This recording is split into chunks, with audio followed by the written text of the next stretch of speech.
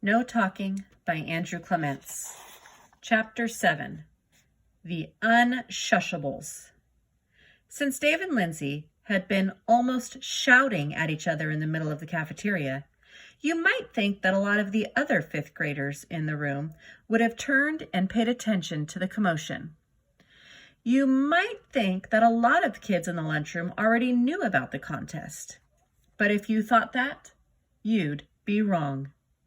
And you'd be wrong because you don't understand just how loud, how incredibly noisy it was in the cafeteria during fifth grade lunch. And not just on this one day. It was noisy during fifth grade lunch every day. And it wasn't noisy only at lunch. Anywhere a bunch of these fifth graders got together, the talking got out of hand. That's why it's time to tell a little more about this particular set of fifth grade kids. Because there's more to tell. There's always more. A school system really is a little like the Army. Remember? About how kindergarten is sort of like basic training camp? Because kindergarten was where Dave and the other new recruits first learned the rules. They learned when to sit and when to stand, when to talk and when to hush, when to walk and when to run, when to eat and nap and play and sing and draw and everything else. Because every system needs rules. No system. Most of the rules made perfect sense to Dave and the new recruits, especially rules like this: no fighting, no bullying, no shoving, no spitting, no hitting, no stealing, no vandalism, no cutting in line, no snowball throwing, and so on. For most kids, the really serious rules like that weren't hard at all. Those were the easy ones. The toughest rules were ones like no running in the halls, hard. No disorderly behavior on the buses, also hard. No candy or chewing gum, very hard. But nowhere in the 44-page Laketon Elementary School handbook did it actually say no whispering, chatting, talking, calling out, yelling, or shouting in classrooms, in the hallways, in the auditorium, or in the lunchroom. True, there was a rule about paying attention in class, and there was a rule about being respectful, and there was a rule about being courteous at all times. And Dave and his classmates obeyed those rules, or at least they thought they did. It's just that they all seemed to think they could talk and be courteous at the same time. And they all seemed to think they could talk and pay attention at the same time.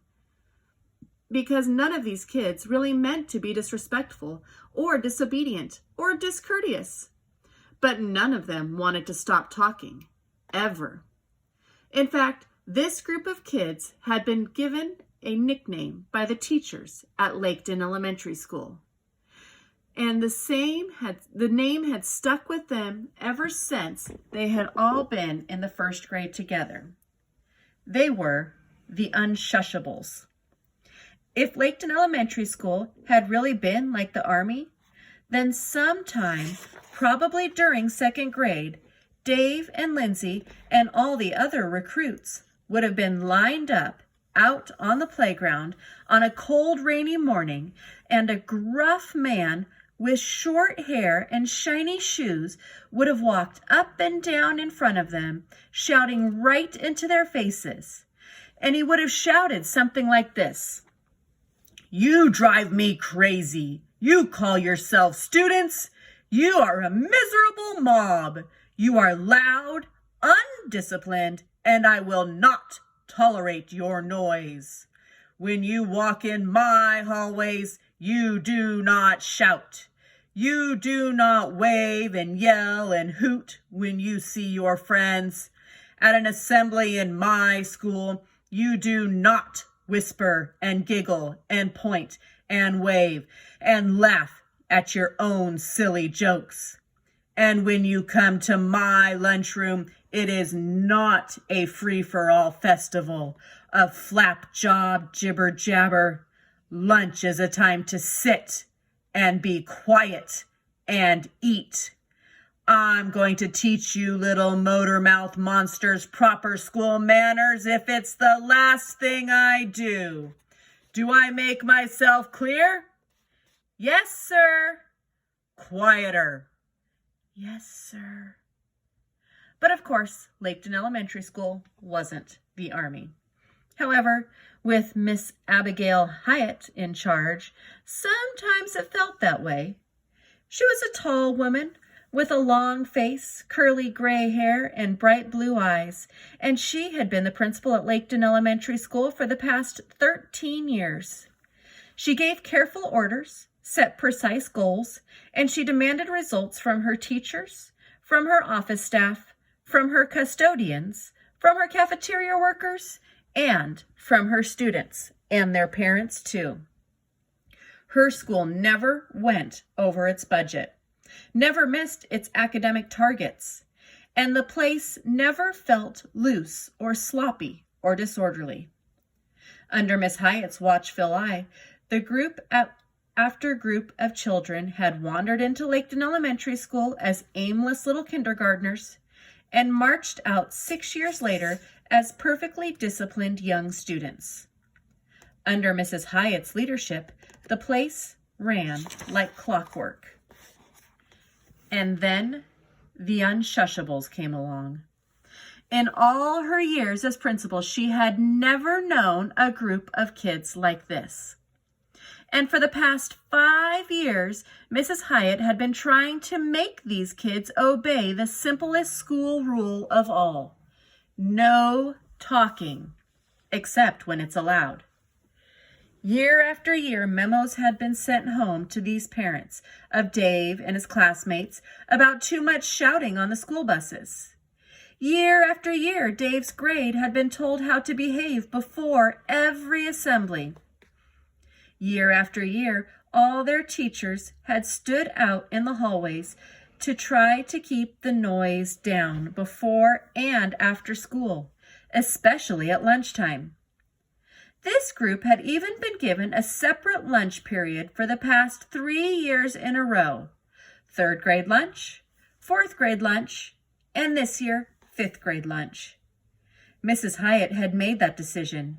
She didn't want the noisy behavior of this group to infect the other children at her school, because year after year, the Unshushables lived up to their nickname. To be honest, a few of this year's 5th grade teachers had already given up. They didn't have any real hope of changing these kids.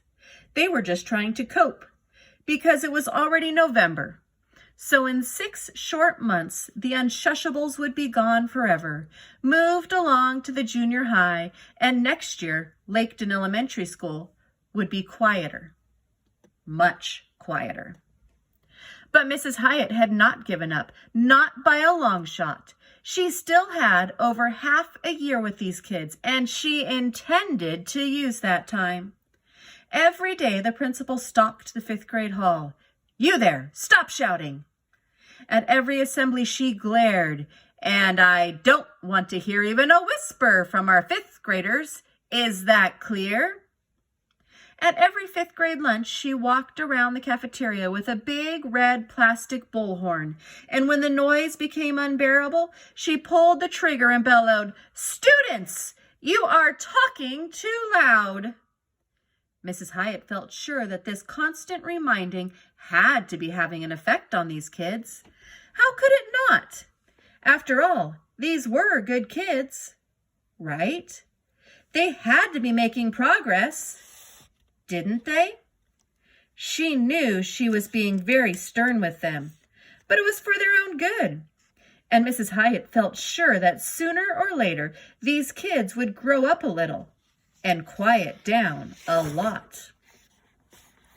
And now it's time to tell what happened in the middle of the second Tuesday in November during Dave Packard's final year at Laketon Elementary School. It was 2 minutes before fifth grade lunch, and the principal was ready just like always.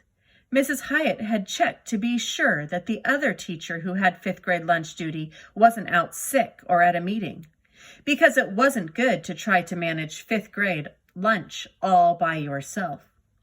And just like always, she had ordered Mr. Lipton, the custodian, to stay in the cafeteria today until 12:40, because with this group, the more grown-ups around, the better. And Mrs. Hyatt had double-checked the batteries in her red plastic bullhorn, because it wasn't good to have a dead bullhorn during fifth grade lunch.